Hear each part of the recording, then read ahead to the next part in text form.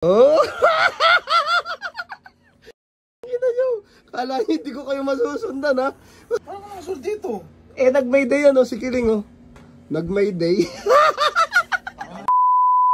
Ayan guys, nakauwi na ako guys. Galing Baguio.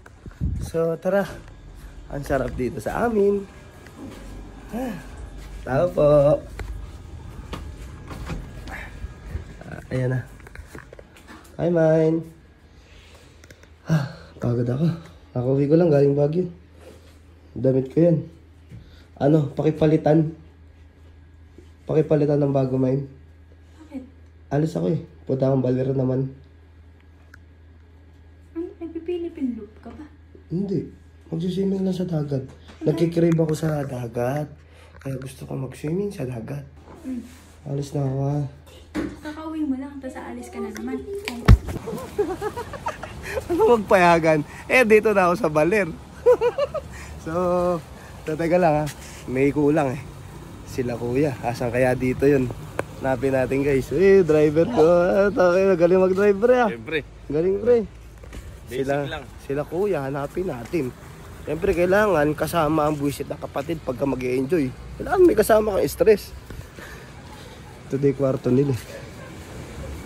Yeah, tara. Ito yung kwarto. Ito yung nakita ko sa video eh. Ito. Oh! Utang ina nyo. Kala nyo hindi ko kayo masusundan ha.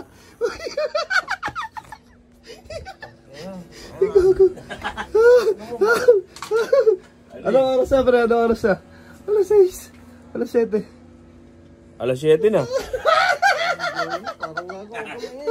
Naman Jonjo, kakatulog lang namin. Alam nyo, di ko kayo makita ha. Parang nakasunod dito. Eh, nag-Mayday si Kiling Nag-Mayday. Nagmamayday, Kiling. Tara, swimming na tayo. Ayun na nito, napuntahan mo ba? Siyempre, baka Luisito yan. Kaya kami hindi dito kasi stress ako.